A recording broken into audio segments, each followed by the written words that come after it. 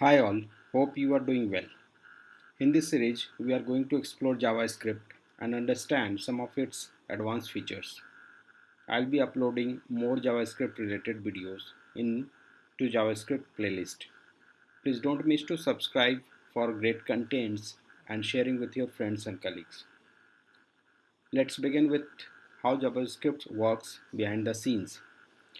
You can also find a blog link into description section in case you love to read.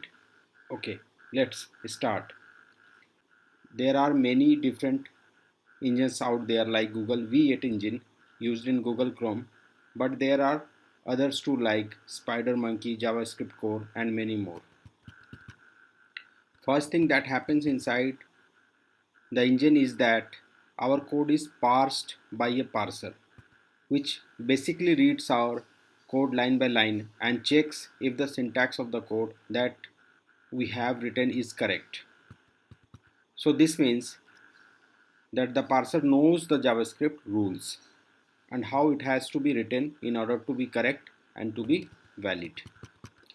If we make some mistakes, it basically throws an error and stop the execution. If everything is correct, then the parser produces our data structure known as abstract syntax tree, which is in then translated into machine code. So this code is no longer JavaScript code but a code, or let's say a set of instructions that can be executed directly by the computer processor. And it's only when our code already converted to a machine code actually runs and does it work. JavaScript code runs inside execution context. So what is execution context? An execution context store variables and in which piece of code executed. And the default execution context is global execution context.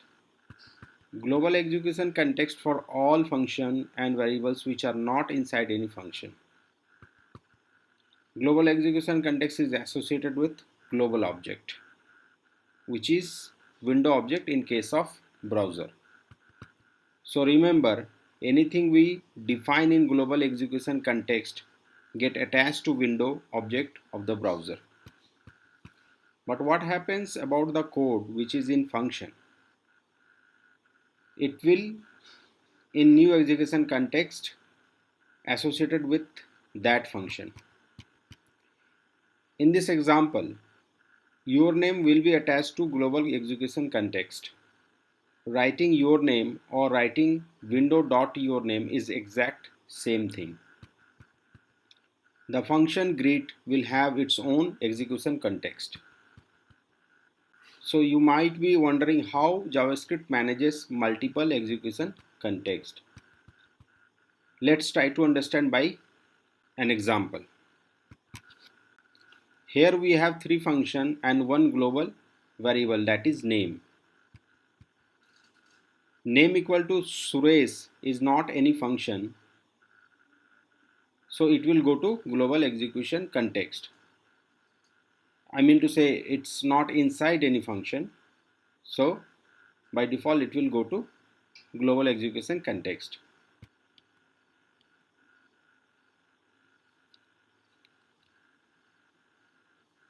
So it will start reading, and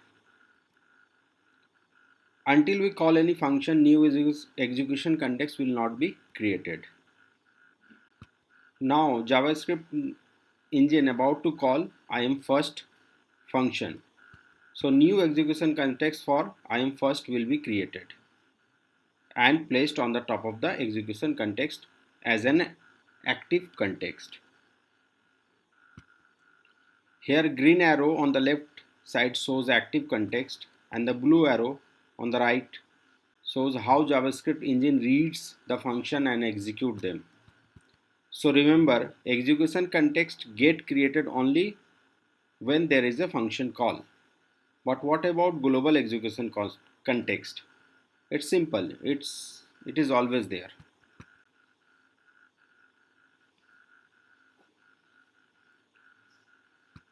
Since the first function is calling second function, hence new execution context will be created and placed on the top of execution stack as an active context.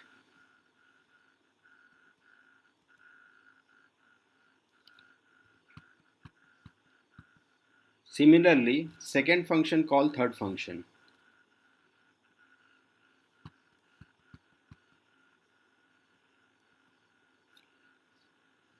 Since third function is not calling any other function, so the active context returns.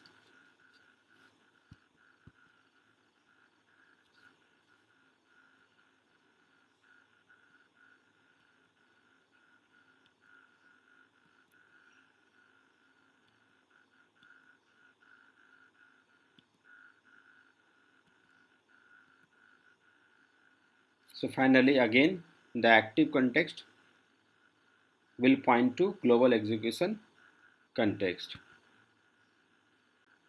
Now you must be wondering how the execution context gets created. So that I'll be explaining in the next video. Please keep an eye on JavaScript playlist and you will have that video very soon. Hope you must have enjoyed so far and the things are much clearer now. Stay tuned for more videos on JavaScript. Let us know by commenting if you want any video on some specific technical topic. Thanks for watching.